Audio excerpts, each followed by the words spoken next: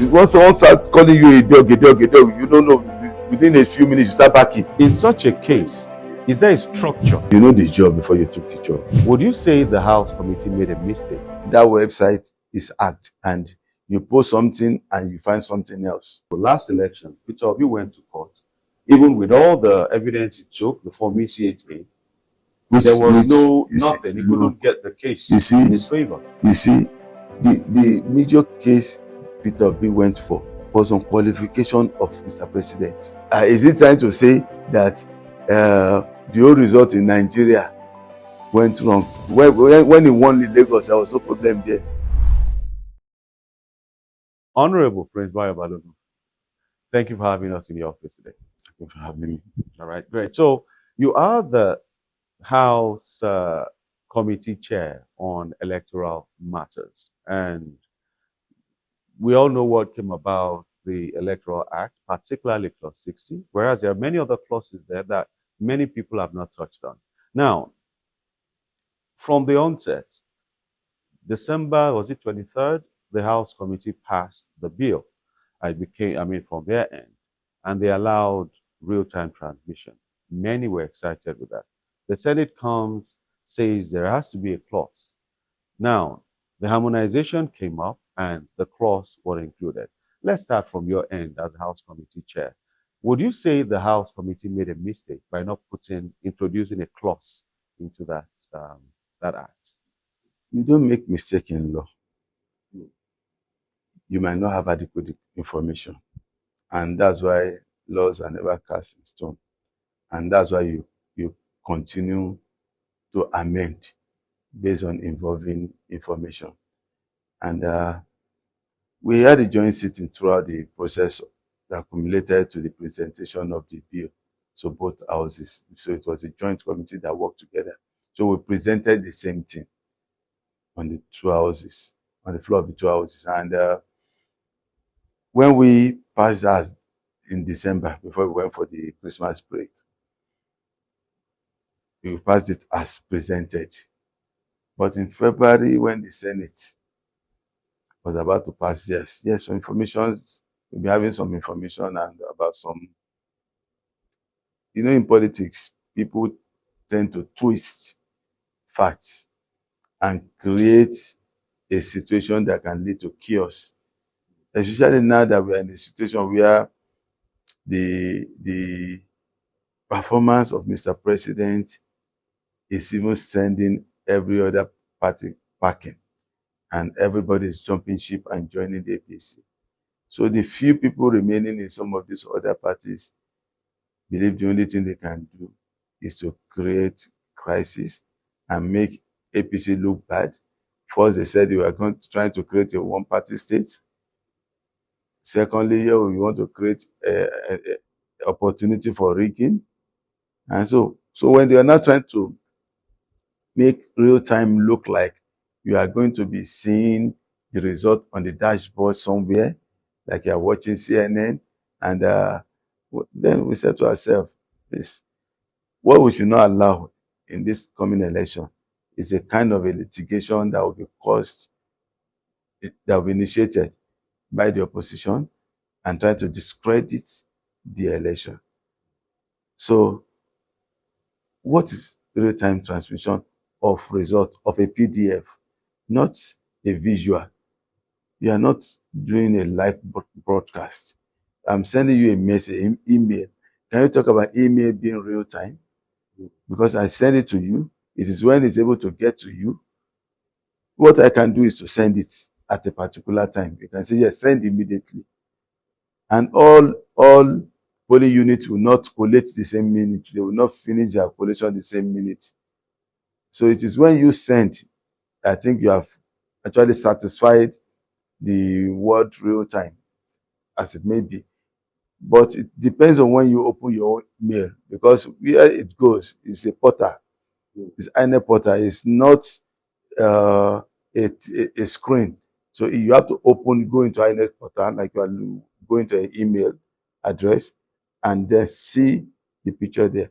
And what you're actually even looking for, every party agent has a copy already. That's supposed to be a fallback for INEC. It was not supposed to be a public or the source of collation of the results.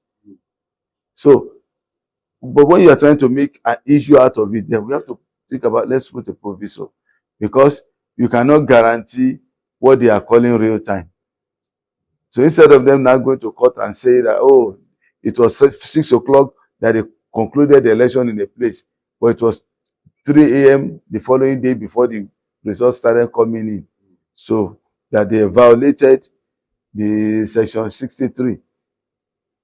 So even some area you might even have issue of network until, because some of us that even in Lagos and Abuja, we still face issue of network problem. So now you're talking about very remote areas in the north where people, because elections will take place in the units. Some might be very, very remote. But probably when you get to the local government offices, there might be coverage. Yeah. So between moving from the unit to the ward level and the HGA level, yeah, it might take some hours. Then you now say that the electoral officer, the presiding officer, have violated the section 63. So we don't want anything that would be ambiguous. So let's use plain English.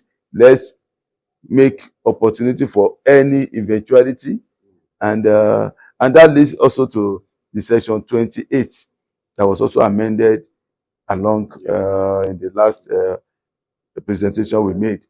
They are now changed the number of days of notice to 300 days instead of 360, because we had, it came late, it was supposed to be a known information that next year Ramadan and Lent will also fall within February period where the election will hold.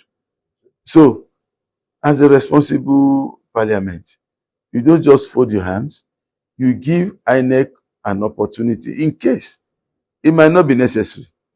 People might feel, well, it's not important. We are going to spend just 1 or 2 hours at the polls. Why do we have to shift it because of Ramadan or Lent? Some of us fast even without period of Ramadan. So why should it be? But you must create the opportunity in case it becomes an issue. Because if you don't amend that law, that means INEC will only have opportunity of moving it to March or April, which will be too close to resumption. Then we are eliminating period of litigation in the courts. And it's even good you ended on that, because one of the biggest challenges or questions or worries was that you will, if you were to, did you consider the idea of, or the questions from many in the previous elections that says we need to look for a way to organize elections early, wrap up litigation ahead of time? What happened to the proposal to have the elections in December, this December 2025, instead of next year, so that we'll have about 6 months for litigation? From the amendment we've made now, making it 300 days, that means it's possible for us to have it in December, because we've removed 2 months from February. That means January, December. So INEC has capacity, has the enabling environment now to do the election in December if it deems it fit to do it then. So the issue is like we give them the opportunity. That's what lawmaking is all about, looking at all situations. You don't just hang on to something and say, oh, I want to make a law to solve a particular problem. We start looking at other issues that might be affected by the law. So that's what we just done. So that, okay, in case there is a situation, the form ECAT is the proof of collation. That is the proof, that is your result. Either coming manually or going through the IREV, it's still the form ECAT you want to go and check. So even with the real time? Even with the real time or not real time, it is the form ECAT you are going to check. It's the same thing I'm having that you are having. So even if there is no situation, you don't even need to go and check the IREV. If you get to the collation center, let me tell you how this thing works. At the units where you have the election, the results are prepared at the unit. That is the primary result. because it's that result that forms different level at the end of the day. It's like the nucleus, a cell. It's various cells that comes together that forms an organ that forms the body at the end of the day. So the from ECHA is the result at the unit. That's the smallest level of the election. So that is what you now transmit or transfer or send or whatever word they want to use for it to the IREV. And IREV is supposed to be INEC back end information. In case you lose you lose the result along the way, you can go and check it over there. And even for people at home that wants to see, okay, it's not everybody that's going to be at the polling unit. You can go and check the IREV and go and look at your ward, your unit, and see the result in there. So when you are now getting to the first collating center, which is the ward level, there's a collating officer there. The INEC presiding officer from the unit will tender the results. So if there are 10 units in a ward, that collating officer will now be collecting results from 10 units. That's 10 presiding officers. Then all the agents for every party in those 10 units too will be there to check if what is collated is the same result that they have. So if there is no problem from any one of them complaining, you don't even need to check any other thing. You just complete your collation at the ward level and now send it to the LGA level. So there will be agents each party to have agents at the ward level that will now follow that result to the LGA level. So you are going gradually till you get to the state and get to the national. So the only result that is on the IREV is even only the one at the unit. And that is... So the way people are even presenting this thing, they even present as if there's so much to what is even on the IREV. So even in spite of the IREV being and the e-transmission being made compulsory in the Electoral Act, you're saying it's still not a proof of, it's not a CTC, certified true copy that you can use. Even it's dangerous if you make it the proof of results. Why is that? What about one? What about if that website is hacked and you post something and you find something else? Two, if the presiding officers decide to be smart and preload a result and send a preloaded result instead of the one taken in your presence, you will not know. But if you now back it by law that says that must be the result to accept, that means if I preload the result and it's different from what all party agents are holding, the law says that is the result. But that I mean, I'm sure the clause there will indicate that every party agent's signature must be on it. If you say even that if is preloaded, if you say that is the result, it does not matter again. If you put it that that should be accepted. Yeah, but I'm saying that I'm sure there will be a clause. Just like there's a clause for party agents now on the Form ECHA. You see now, you see when we put a clause in this other one too, some people say, no, you are trying to do this. So there's always a clause that must be, because you cannot take anything hook, line, and sinker. You should look at what opportunities that could be exploited. But the issue now is that shouldn't be the primary source, because the result you are trying to look for is already with you. The people that went with the presiding officer, they came from the unit together, they got to the ward collating center. So even if the presiding officer have changed anything in transit, there are maybe 5 agents or 10 agents, depending on the number of parties that contested the election. So what you need to do is to see what they are all holding.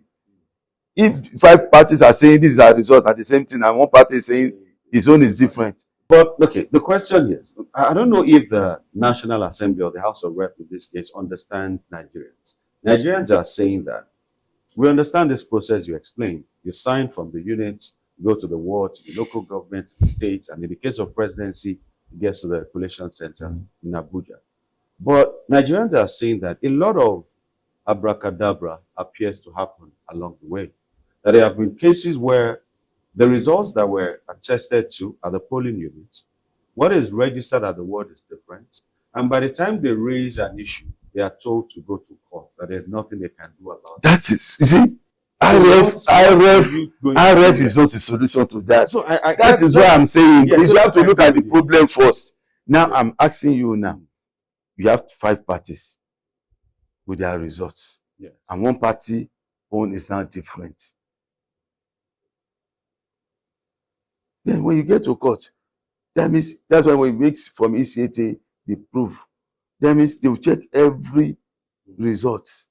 They will not rely just on one. Yeah, and that's why they're saying that, for example, last election, Peter Obi went to court, even with all the evidence it took, the Form ECHA, there was nothing. He couldn't get the case in his favor. You see, the major case Peter Obi went for was on qualification of Mr. President. Because is he trying to say that the whole result in Nigeria went wrong? When he won in Lagos, there was no problem there. Where are the cases that he went for that they said, okay, we've scored 300 here, they gave us 200? At least you bring a proof. I've seen such proof on the television or on the internet. Wait, of which unit? Is it only one unit? Which everything? You see, these are the issues. First of all, before you even take anything to anywhere, why didn't he or his party show on the internet tabulating every unit, what they scored in every unit? Because we all have our result. At least you will know what you have in your own unit. Every Nigerian has their own. They have their own result. They can check. They can cross check. Oh, what A1 we scored 300. They give us 20. What A2 we scored this. They give us this. Let them put that even on the internet and let people now check. They didn't have any local. They didn't have any proof. They were just shouting, IREV did not upload. IREV did not upload. What are the results that you brought to prove? If I'm saying check this, and they said no, this is not the proof of result, that it doesn't mean it's right. I'm just saying this is not what we are relying on. Doesn't mean what you are bringing is right. The issue is, let's even go to the court of moral justice or the court of public opinion first. Why didn't you show such on the internet and now state every unit? State your own results. Let people have the result in their hands, or paste all those results on the internet so that people will see. Let's go. So they were more concerned about pre-election issue, qualification of Mr. President. That's what they went to the Supreme Court, went to every other. They were just what they just said. They said there was a glitch, and they said that so the result did not come at that period. But that doesn't mean you didn't have your own. Why are you bothered about if the result came on IREV or not? Why didn't you show your own? Let Nigerians at least see it. Let us see every unit. Let me know. I know what to score in my own unit because I have my own result. Let every Nigerian see all the areas. Now, so these are major issues. They are creating sensation. So, okay, they are creating sensation. They're just creating sensation. Let's get back to Nigerians. Nigerians are saying, okay, if you say that according to the law, the real-time, the IREV, information on IREV is not the primary source. The primary source is still from ECHA. Which is the same thing we have in the Electoral Act. Yeah. So, going by that, if Nigerians have raised objections, concerns about the events that happened between... And let's be careful the way we say Nigerians. Okay, some Nigerians, many Nigerians. Okay. Some people. Yes. I've said that there are challenges. We've seen even political parties have said the result registered here and what got there is different. Did INEC, the House of Rep, the Electoral Committee, consider the plight or the concerns of the Nigerians that say, even political parties that say, our results change in between locations? You see, and what can we do about that? You see, things are done about such situations. Elections have been cancelled. Elections have been reversed on such situation. You don't need a special law for that. There's some basic law. There's a common sense even in law. Ashwaju went to court in 2007 to get justice for Osun State Governor Aregbesola. After about 3 years, that was the first time we did forensic audit. because going for that election we were equipped with cameras and everything to to to record activities at the unit, and we realized from the coverage that many people did double voting, multiple voting. But how do you prove it? His Excellency told the former Vice President, who was Attorney General then, that how can we get this thing proved? And he said, the only thing is when you do forensic audit. He said, yes, can't we do it to count how many millions of ballot paper? So you have to be checking every ballot paper one on one, checking the fingerprint, matching with other ones. Whenever you see multiple, put it aside. And he said, yes, we will do it. They got the best forensic officers from UK. You see, that's when you know you mean business. He didn't ask for a special law. And a special law didn't have to be created. But not everybody has that kind of clout and money. Excuse me. You see, that's why we said mushroom political parties should be cancelled. If you want to contest at a national level, you must be ready for it. If you want, rather start from local government. If you're able to win 2-3 local government, you move forward to states. If you then you probably move toward to your regional level. Actually, you started with AD. It was a regional. At a point, it was only Lagos State. We started building from there. He was able to get Osun back, fighting to get Osun, get Oyo, got this and got that. That's how you build a party. But you just wake up one day, you want to be president without having the infrastructure. Okay, let's look at this. Before you move to that, so the issue of proving that we are the politicians. It happens to every one of us too. So does it happen to you? We had when at a point in time, Ibejuleki, I was the chairman then. The state assembly and the reps were all PDP. So it was only me among them. Winning the 2007 election then was pure rigging, but we could not prove it, and some of them too was not just ordinary rigging. They were use of thugs and police and everything. In Lagos. Yes, in Lagos. A lot of people accuse APC of monopolizing thuggery during the election. When PDP was in power? Yes. There are many names that we lost Ibejuleki, then we lost the assembly, we lost the rep. But when it comes to 2011, we said no more. You won't be sitting there crying the whipping child. If you want to run an election, you run an election. You see, there's no revolution that goes with just ordinary peace. It must be fire for fire. And that's what he did in 2011. We have to face ourselves. So I won't go to court and be going to police station and be whipping. What you bring is what I will bring. At the end of the day, your Bible says, "Turn back on." So in politics, we must be ready for it.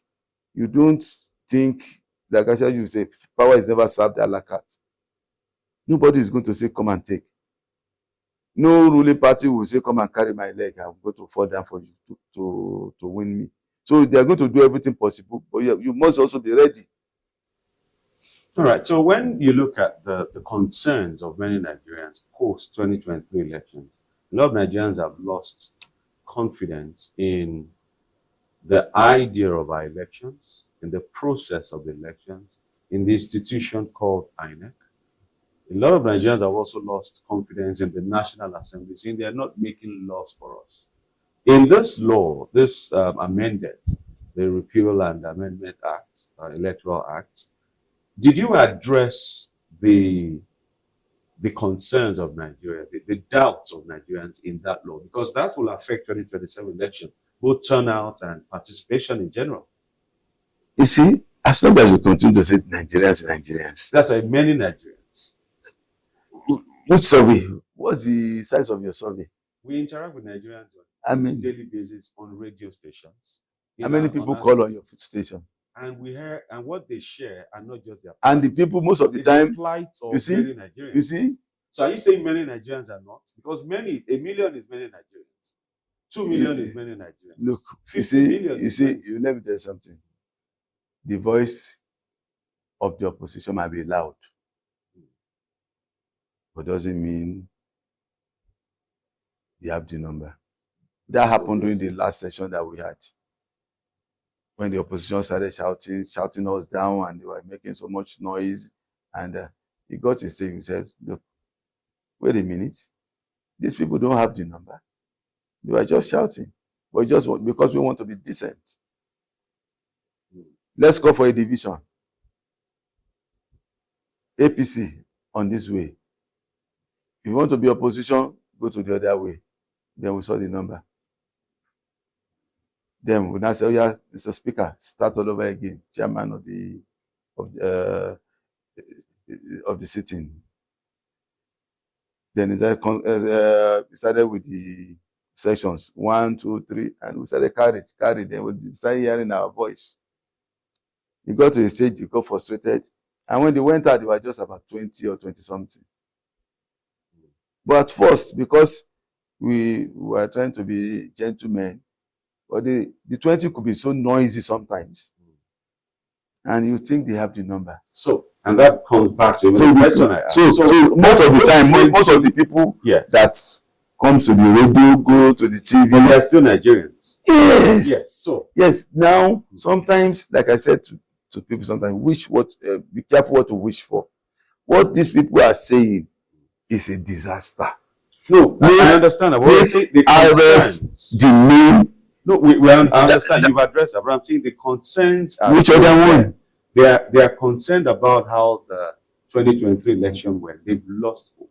So, what did you in any way address that in this election? You see, that's why many lawyers. You see, many of these constitutional lawyers say, "Oh, Constitution of Nigeria is the problem of Nigeria," and they still go to court with that constitution and win cases and lose cases. Many of them they got their son now using that constitution to win cases, and they will still come out and say this constitution was just forced on us. It was this, it was that. But you are still using it. You see, the issue is, let's just be objective. Let's look at the problems. Let's identify them. What do we even want to achieve? You see, sometimes we just follow a narrative. And if you are not careful, some of these CSOs, what they get funding for is to create a narrative, which is even affecting some of our children now. Oh, narrative of this, what they call this bisexuals and all this transgender, all this, what they brought in all these issues. They'll tell you your elections is this, is that, and they are not even doing better in most of their countries. Some of these CSOs that are involved in this. Although most of the community, I don't. You see, I wouldn't want to discredit some of them. Let them do their job, but we know ourselves, and that's why it doesn't even bother me. And I'll tell some of them, better be careful, or else we'll mention you, because you won't say because you want to get funding, and it's the more noise you create in Nigeria, the more funding you get, because you have to prove that you are working. You have to prove that you are working. It's good to speak about the noise. And most of our children too, the issue of mental health, this, mental health, that. As if we didn't grow up in this country. You see, because the narrative they sell to them. You see, when once someone starts calling you a dog, if you don't know, within a few minutes you start backing. Because every time they call you a dog, everything you have by yourself is a dog. Before you know it, you are backing. Because some of these issues are becoming a problem.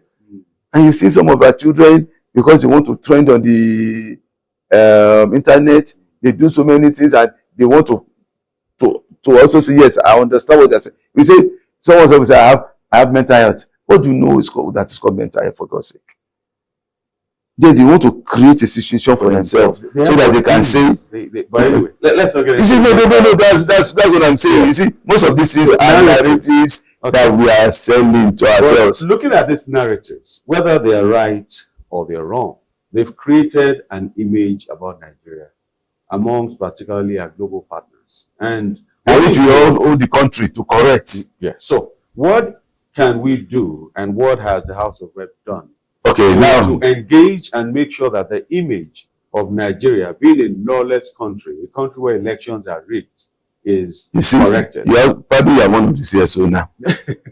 Now you see, when you call your country one of the lawless. No, I said the image that has been created about us. You're orchestrating it. No, that's where a lot of people. Americans will wake up in the morning and say, "God bless America." We do that.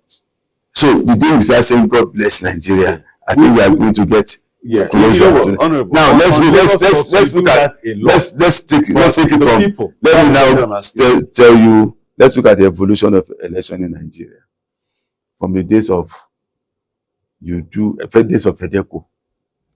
You do election and the box is taken away. You don't count there. You take it away. The agent might not even be allowed to enter where they are taking it to. To a situation where we started using, and those days too, it was secret balloting, they call it. So you can go in and stuff so many ballot paper inside. Registration is manual. So if you have 500 people registered in this place, so there's no way of accrediting them to know you are the owner of the card you are holding. So one person can come and just dump 200 papers, ballot paper into the box and come out. And at the end of the day, when they count your paper, once it's 500, there's no way of checking. Now we have a situation where it's now open secret. You vote, you come and put it in the box outside where everybody will see it. So chances of putting multiple has been erased. We move from there to digital accreditation. It has never been done anywhere in the world before. And yes, that's the beavers. Yes, Ghana is also doing it now. We started before Ghana. Anywhere in Africa or anywhere in the world? Anywhere in the world, they don't do digital accreditation. Because you know you can, where they believe you cannot cheat. You come with your card because you have an identification number. But it's not that you are putting your finger, unless you are doing electronic voting. The electronic voting can identify you, which means it's also accrediting. So nobody is doing anything better than what we have in accreditation. Accreditation is the most important part of electoral fraud, where you cannot do multiple voting. Now, does this still have a problem? It does. If there's connivance, because it's for you to look at the system. What are the shortfall of the system? Instead of them looking at those ones, they are talking about irrelevant things. Because it is the result that you put on the paper that they are going to transmit or transfer or transcend. So, are you not fighting to make sure that you have the result that reflects the election that took place in that unit first? After, when you do your biometric, the accreditation, and you go and vote, in some areas we still have overvoting. That means the number of votes is more than the accredited member. What could have happened? That means between during the accreditation, between the person coming to the presiding officer and the agents, they are connivance. That means by the time I put my fingerprint, a thumb to check my fingerprint, if it does not tally, I'm supposed to be sent back. But if there's a way you signal yourself, they will let me go. And the agents who are there to check, or if they're compromised, that means they will let me go. At the end of the day, probably the number of accreditation that went successfully is 200. Then we'll now have 300 people voting. How do we solve such? These are key areas they should be talking about. I think that polling need to be cancelled according to the law. According to the law, it should be cancelled. Now, what I'm saying is, it will only be cancelled if the agents complain. By the time they collate and it doesn't complain, they will now write 300 accreditation, 300 votes. If it doesn't complain, nothing will happen. And that's why I say, look, you cannot legislate everything. You cannot legislate human behavior. A party in the last election now, Labour Party that is talking, they do have agents in many of these units. They are now relying on IREV to be their agent to show them the results. You see, that was the problem. And if you are not there and someone have taken over your job, maybe another party even put agent on your behalf, and they now all connive together and agree that, okay, this unit is okay. That's why it should be declared as over voting. Because when you check the accredited number, once you check the BVAS, which is reading 200 and total vote is 300, and they now write 300, the collating officer will not be checking every BVAS machine. Will be checking the result you wrote. Once you wrote 300 accredited voters and the total number of votes is 300, he will just go ahead, and no agent is saying no, check. Maybe they overpowered him at that place, or they intimidated him. But by the time you get to the collating center, you should be able to talk. But if they've given you money, there's nothing the law can do about that. The law cannot preempt every situation. But what can the law do about intimidation and oppression? Because there's a law against this ones. If you complain, that is when you complain. Yeah, you prove. And even for the electoral officer, there's a section that talks about in the 1 week review. They have a window of 1 week review of results. If there's a report from the officers that there was issue of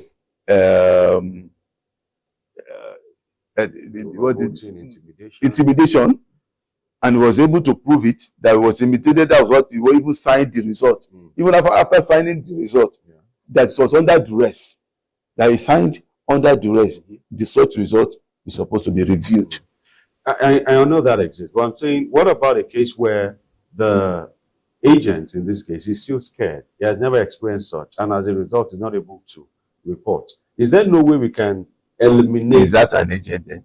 I said an agent. Yeah. No, that's what I'm saying. If you are an agent, you cannot defend your party. Not an agent. I meant to say presiding officer. Yes. Okay. Where is so intimidated that I don't want to go through all this. I'll give an example of some national. I met a lawyer who went as a national service person, went on an election assignment, and they resisted people from doing many things unknown to her. Where she wasn't a place where she understands the language, and they were already plotting on how to deal with them. But someone came and said, "You need to be careful." They were actually at the point being lynched when someone who had called a nearby mobile police team, they came and they rescued the ladies. Such a person, they were carted away. They didn't even follow the ballot. So such a person, I doubt, to be able to go say, "Oh, this happened at mine." In such a case, is there a structure? That's why I said, when you leave the units, all they wanted to do for you was at the units. But out of fear, the person will not even want to go appear again and testify that this thing happened. You see, look, you know the job before you took the job. Just like a soldier talking about killing on the battlefield. You know, you are going. No. What I'm saying is, we know the job. Especially, there are some states that you know are problematic and are dangerous. So we should also have that in the back of our mind. That's for the national service people. So they just watch out and back out. There are some areas I will not even advise them to go. It's not only the NYC compass that they use. There are some areas they have to use their own staff too, if it's possible, or get people from other means. So, and because there have been cases where NYC coppers were killed. You know, they lost some coppers some years back. And that year was so terrible. I think it was 2011 or so. It was a terrible year for the service. So now, and these are even extreme cases. Once in a while, we are talking about thousands of units. Those areas might be cancelled, and if the results in such areas will be large enough to upturn the already collated results, then they will do a rerun. But if it's not large enough to upturn the already collated results, if the winner is winning with about 50,000, and you identify maybe about 10 places where we have incidents and they have to cancel, and the total voting power of such areas is just about 20,000. So even this next runner or first runner up wins everything, he cannot meet up with the 50,000. So you are not going to stop the election based on such. But if it's large enough, then you can do a rerun in such areas. So we will not go around and mention extreme cases. There are some states in Nigeria that they will do the election without crisis. Anambra, they did the election. Even we know they were going to win the governorship. We will just okay, let's just put someone on the field. We knew they were going to win, because when you see a state where the governor is doing well, or the people love their governor, it will be difficult for you to win. And that's why Ashwaju could, even when it was only one man standing, but he was able to deliver in Lagos because he was doing fantastically well. People in Lagos love him and love the party. Even despite the fact that we have only just the governor, we didn't have any other support coming from anywhere, even with the bashing from the federal government. So we always know, the states that the opposition who might be opposition to the federal government, but you are the majority in your own state. So, and that's why Mr. President is trying to lobby or have relationship with such governors. If you are so good, why won't I come close to you, work with me, so that we can build a better Nigeria? So it's already ensuring that is relating with many of these governors, so that elections will be very, very easy. And instead of other people thinking of how to strategize, their own is how to create crisis and ensure that we label the electoral body in such a way that everybody will lose confidence in the electoral body. But when Labour Party won Lagos, they felt, yes, that was the true reflection of the people in Lagos. But the same thing happened in most of the eastern states. There are cases where, because you want to vote for APC, some people were stripped naked and beaten. Do you have videos of that? Oh, there were a lot of videos flying around at that period. If you still check, we still get some. It's what we all know. So it's natural everybody wants to hold his own base. You want to hold his own base. But violence is wrong. It should not be allowed. No, you see, not that one is. I'm saying no party is innocent. Okay. No party is innocent, because election is about individuals, not even the president. Because you want to claim that you are on top of the game in your own area. Let me tell you something. There are so many things at stake. If a government loses election, the market leaders too will go. Okada operators, they have associations. The unions will go. So when the union is fighting, it's not fighting because of the governor or the president. It's fighting because of himself. Because if another party wins, they are going to change everything. So everybody is fighting, ensuring that he wants to control his own base and want to deliver so that I can always be relevant. So Mr. President, why will he be concerned about who is voting at the market level, at the unit level? On that day, he will just be in his own units, cast his vote and go home set and go back to the situation room to be studying what is happening all around. But individuals will go to any lengths to protect their own interests. Okay. All right. So now with this looking at the law, what happens to independent candidates? There are talks that politicians are too scared to allow independent candidates because it will unsettle the events in a party. Because there are strong men in local governments that can branch off any party, APC, for example, in Lagos, and say, I don't like the way you're treating me, I'm going solo. The only person that would have come close to winning independence was MK Abiola. But he still won under a party. You see, what did we say about structure now? We said structure of criminal, structure of this. We are talking about how do you get reliable agents. Reliable, not just someone that says it's there for you. Reliable agents. I can get reliable. I'm contesting governorship. I can get a reliable agent throughout the states. They must be recommended. They must be linked to someone. So person, give us 10 people. It will now call, like, so person, bring one here, bring one there, bring one there. These are people that they know they can trust. You don't go to the market and say, or you advertise for agents. An agent shouldn't be someone who is doing the job for the money. There must be interest. There must be something at stake. If the NURTW brings someone for agents, he knows that if you lose that place, your job has finished. If the Market Women Association bring people for agents, they know that they have to protect the market vote. It's not the agent that will go and collect money. He knows that he is also benefiting from the market as an association. He has a job. Probably he's the secretary of the association or ESCO, one of the ESCO. So he has a job. So he's losing his job. There must be vested interest. So those are when you are talking about structure. That's what we have to mean by structure. So maybe we can't get that with an independent candidate. No, imagine yourself contesting for governorship. I don't have the money. I know, no, I'm just imagining. We are not talking about money now. It's not done with money. Structure is not done with money of that day. It's what you have been doing.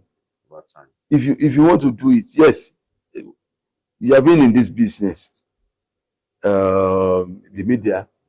Yes, you too, you use your strength in that area, or your media friends, you call them, or they will call their own friends, because that's the structure too.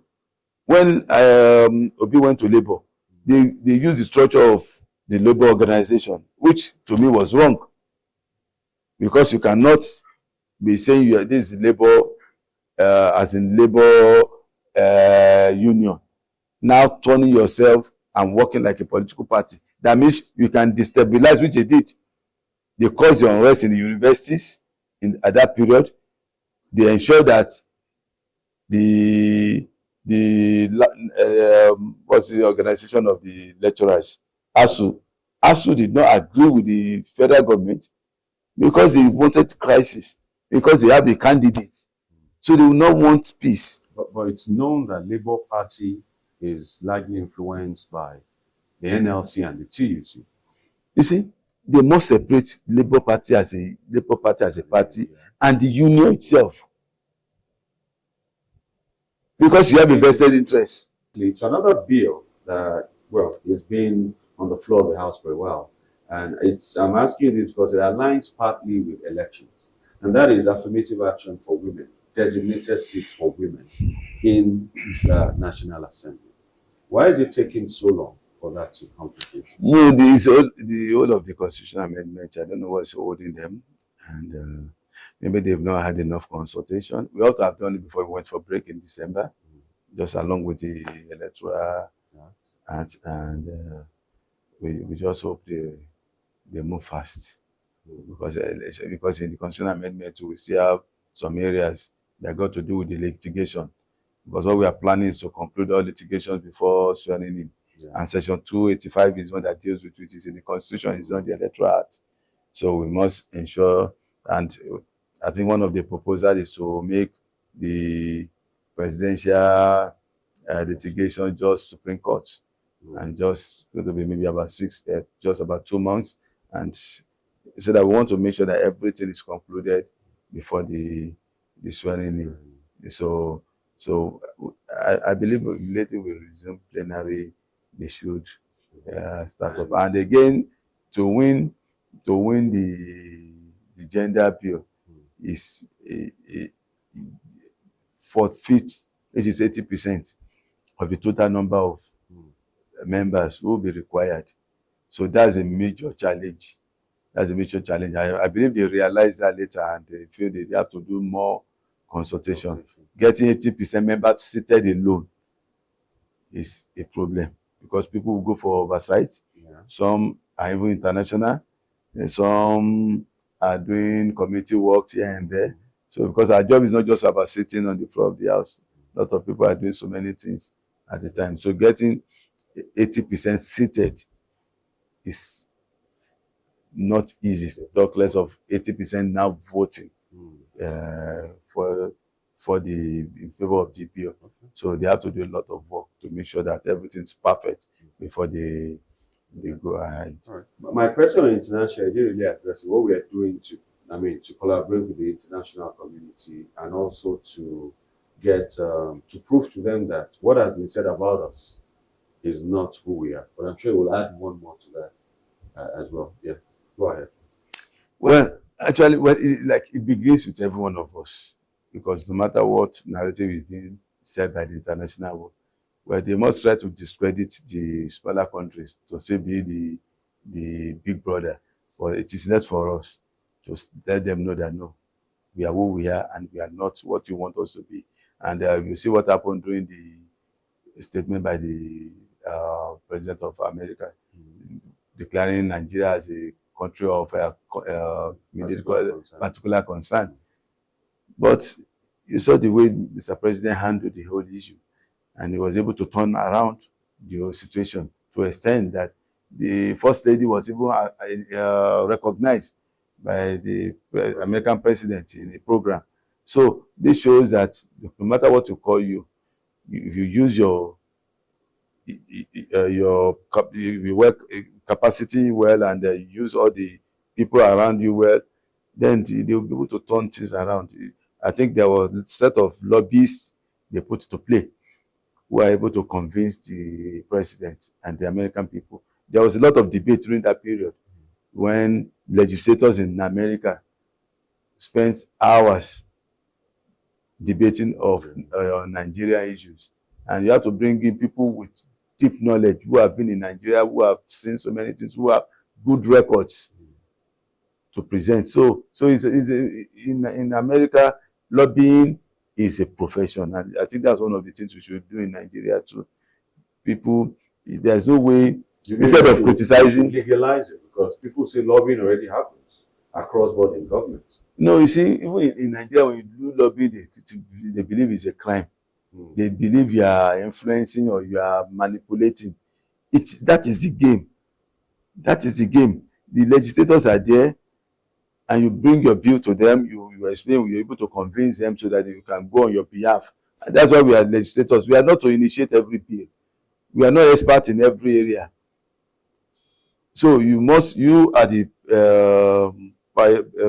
pioneers of your project or users of a project.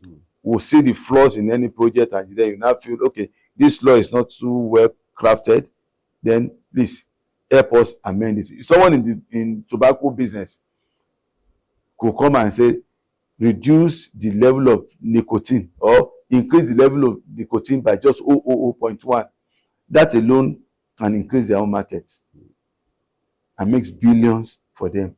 And people in the health industry can push for the reduction of 0.1% of nicotine to help the populace. And you must ensure that you educate the legislators, make them understand, and they will now on behalf of Nigerians make the case on the floor of the house and then win for you. So that's what we should be doing now. We should not bully ourselves. We should make cases. And if these CSOs are doing most of these things this way, I think they will be getting better results, because we must sit down and understand. You must convince me. You don't need to bully me. You don't need to use numbers or noise or intimidation. Bring your case. Let me see it. If it's convincing, every legislator wants to do the best they can for the country. But it's not by bullying or by shouting or by calling names or making them feel, no, you love Nigeria more than the legislators. So I think these are part of the way we can make the international world to see us differently. And also, we must also believe in ourselves. It is not, we don't wash our dirty linen in the public. When issues are happening, please, let's handle them objectively. We should not take the internet, let the internet be our first point of call. So I will appeal to every Nigerian first. And look at what is happening today. About a few days now, the dollar has been crashing, naira has been appreciating. And these are part of the gains of this government. And this is kind of things that when most of these organizations, international organizations, are rating Nigeria higher, some pessimists are still saying no. Even with the drop in naira, the dollar value and the increase in naira value, nobody is actually mentioning it. And I believe the media should orchestrate that, because some of these things is perception. Once you see that naira is adding value, that means more people with dollar will go out and sell their dollar. But when it's crashing and you say, hey, it's going to be temporary, within 3 days it will go back, then I will keep the dollar again. But once everybody go and sell their dollar, there will be a rush on the dollar.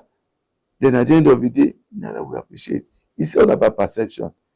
America is living in perception, and every other country is doing the same. But let our country be different. Let's see Nigeria as Nigerian first. Let's believe in what we sell in Nigeria, buy Nigeria, eat Nigeria, and wear Nigeria. That is the only way we can improve. America is doing the same thing now. Trump will tell you, if you can't deal with me, then you go somewhere else. It takes American first. No matter what you feel about him, doesn't mind. But the issue is, what he's doing is in the best interest of Nigeria, of America. Let us do the same thing at home. Well, I think the media has a lot to do when it comes to that. And I'm planning that the committee will even be inviting the media and the CSOs. And we are going to have a robust discussion. And one, take the new signed act and analyze it together. Look at, yes, if we have any flaw, let's discuss it. Let's bring in experts, people who are going to, the political parties will be invited. IPAC, that is the body of all political parties in Nigeria, will be there. The litigation lawyers that are involved in litigations will be there. We bring in the judiciary, because sometimes interpretation of the law is very important. You must understand the spirit of the law. Why is this law crafted this way? So that, and these are people we also had discussion with before even coming up with these amendments. So we are going to now bring them back, because it's not just having the law, it's for also explain to everybody, this is what you should expect, this is what this law means. Because even the judiciary, a judge, two judges can interpret the same law differently. And even you too, the way you present your case can determine the outcome. Let me give you an instance. When you have when a candidate is disqualified, then there were two cases that I had at a point in time. One of them went to court and said, oh, there were rigging in my election, in my units in the local government, and this and that. He complained and said the court should upturn the results. Another person went with a similar case, said that the results should be no, he didn't say they should upturn the result. He said those invalid votes should be deducted and he should be declared the winner. They went with the same cases, but their prayers were different. And they both got what they prayed for. One got the election, a rerun election, and the other person got himself declared as the winner. So what do you blame? But at the end of the day, people will say there's injustice, blaming the judges, but not blaming the lawyer that made a wrong prayer. So we must understand some of these things. So you tell me they did this to me, what did you pray for? So we must educate ourselves, so that even as journalists, you should be able to ask people the right questions. You said so person got this and you now got that. What did you pray for? What did he pray for? Justice will not does not mean giving what you didn't ask for. So some of these areas are things we have to explain to ourselves. And some people still believing in the past. Oh, this is how we run election in so time. What you should rely on now is the constitution of your party, the Electoral Act, and the constitution of Nigeria as amended. Yes, INS regulations too. Yes, as amended, not as it was. If you are still living in what happened in 2022, we have 2026 Act now. Go and check. In fact, just like what we said recently now, in the last act, if a candidate is disqualified, then the person with the highest score, next highest score, will now be declared the winner. That's what happened in play 2, where all the PDP were removed and APC were pushing. It happened in Safara in 2019 and in Rivers. Today, what the law now says is whenever a candidate is disqualified, you should go and do a rerun. So the law is not different. So if you have such a case now, you now go to court hoping that they will declare you the winner. As you are going to court, preparing for the next election, because you are not just going to get the seat now. You can get justice, but the justice is to cancel or disqualify that person, then order a rerun, excluding that party that lost, excluding that party. But why go through that process again, seeing that we already have the second best? It's like the justification is, if they say, oh, who do you like amongst the 3 guys here? Oh, this is the person I like. Maybe, okay, maybe someone said it's him, another person said the other 3rd guy, and by the time they take the total number, maybe 50 people chose you, 40 chose him, 30 chose. But if you are not in the picture, those who chose you could have chose him that came third. Okay. So it doesn't mean automatically all those who voted for you would have voted for him. So if I don't like party A, party B that comes second, probably my options is either A or C. But once I choose A, then A will win. But if A didn't contest, I would have chosen C. Okay. So these are some of the issues, and it was well debated, and when we saw that, well, it's a good ground, the majority supported it. And so, one thing is, so if you don't... The fear is not that, okay, in places where PDP wins and APC will likely come second, I mean, your opening is not in favor of any particular party. You know what people even did when that law was still in place? You just go and dig information about the winner. Look for pre-election matters, look for his qualification, his certificates, anything he has done when he was in primary school to disqualify him, because you know you are second. So you do everything to destroy that person. So once it's disqualified, then you just benefit. It might be a very distant second. Look at what happened in what was this party? I think that was in Bayelsa. Bayelsa, when the APC candidate was disqualified a day to the swearing in. A day to the swearing in. After already rehearsing already how to be sworn in. It was doing the rehearsal. They called him. Something happened. So it's neither here nor there. So, but that's why I say, even in this Electoral Act amendment, there are a lot of things. There's a lot of areas. Look at the direct and indirect. Yeah. The indirect area that was removed. Yeah, and that's the question. Because people are saying why the law does not permit interference with party politics. So if the party decides that our constitution allows indirect, which one takes preeminence? You see, you are mixing two things up. We are talking about internal democracy and party supremacy. These are two extremes. Okay. But there's nothing like absolute party supremacy. You only do it as long as you are in line with the laws of your party, of your constitution, the electoral, and the constitution. So, and that's why part of the, when Supreme Court said, no, there is issues are internal affairs of a party, that excludes areas that got to do with the law. So now that the law says no indirect, no party can do indirect. Can do it. But what's the justification for that? Why do you... It's about giving power to the people, to the party members. Okay, we have, for example, in my local government, in the new registration we did, we have 45,000 members. APC members, 45,000 plus APC members. But if we use delegates, the last time the total delegates were just 55. 5 per word, 11 words, 55. So with this one, we want to put the super delegates, maybe everything will be about maybe 60 something at most. Not even up to 100. Not even up to 100. And we have 45,000 members.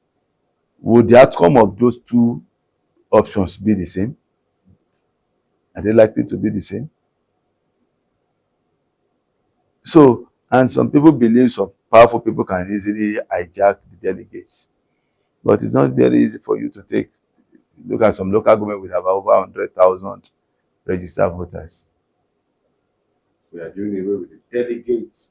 So go and face the masses. You know, there are ways you satisfy the masses and ways you satisfy the leaders. The masses now, you have no choice than to do popular projects. But to win leaders, this is a different ball game. As long as you are taking care of the leaders and they say, "Oh, Mother Daniel, you'll be home and dry." But when you have to deal with the people, then how many schools have you built in your area? How many boreholes have you done in your area? How many things that they can see? And how many have you also assisted in getting to school, in getting jobs, and all those things will come to play.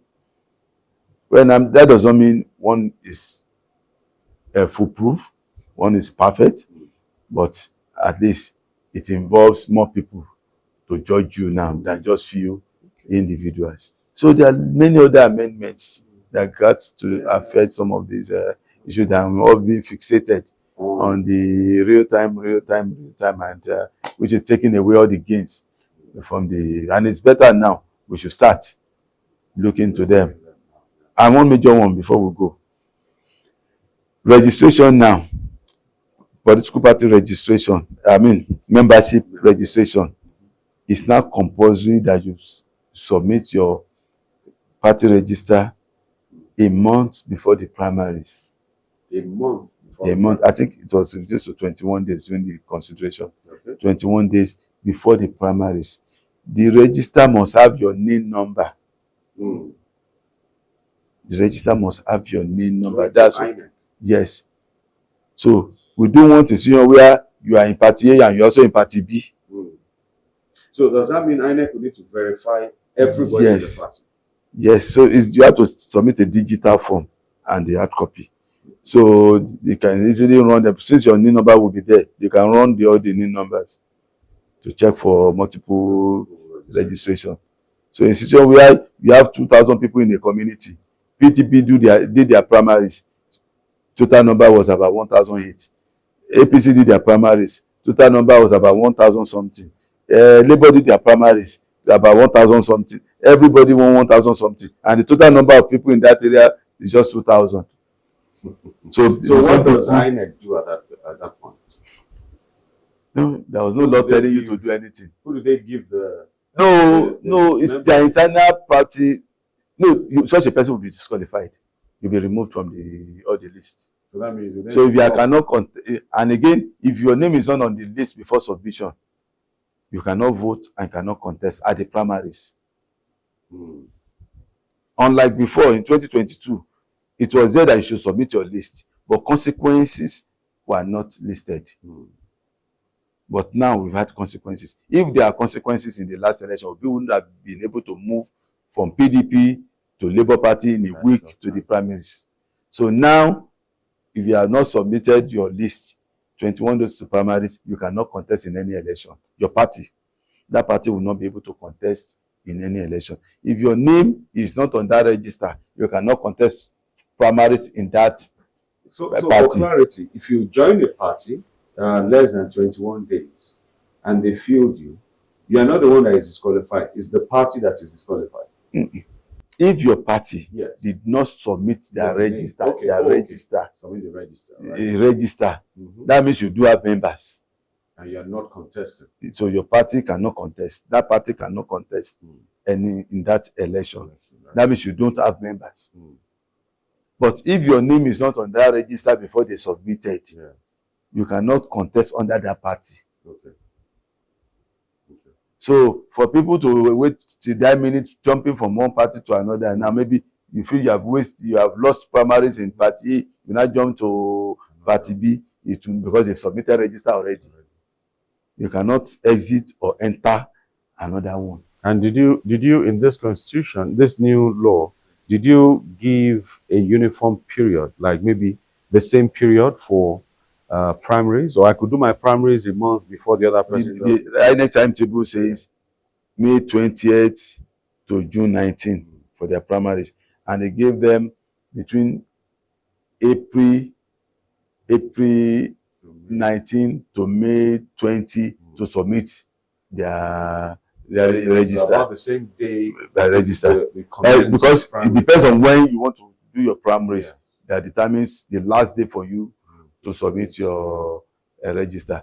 If I'm going to have my own primaries, because INEC will just give you range. It won't give you days. Restrict to a particular day. It will give you like a month or 6 weeks for all the parties to have their primaries, from state assembly to national assembly to governorship to president. So you are going to have that period. And if you know you are going to have your primaries on the 20th of June, you know by 20th of May or 29th of May, because it's 21 days now, you must have submitted your list. So these are other areas, innovations that were not in the previous. This is we'll really continue to interrogate deepening our democracy. The new act, and we'll definitely get back to you. In Lagos Talks, we review a lot. So as we break down, we haven't started a breakdown of the act. It's just been signed. So we'll get that and begin the review. And definitely we'll come back to you and your committee. Honorable Prince Bayo Balogo, the Olori Omoba of Ibeju land. Thank you for, and also the chairman of the House Committee on Electoral Matters is one we'll be speaking to. Thank you so much for your time this morning. You're welcome. Great. And that's how we wrap up the segment. It's been engaging. We've delved thoroughly into the new Electoral Act. We've had some questions about the House of Reps. Today is not for us to go deep into the House of Reps. There's always another day to do that, because we only have a few minutes to bring you this episode. My name is Oluwa Kayode. Keep listening to Lagos Talks 91.3 FM if you're in Lagos and outside Lagos. We have our apps and a website, lagostalks.com, for you to follow all the conversation. But for this show, a trip to the capital, we're live on YouTube and on other social media platforms. The name is Oluwa Kayode. Whatever you do not change your dial or switch from the YouTube channel.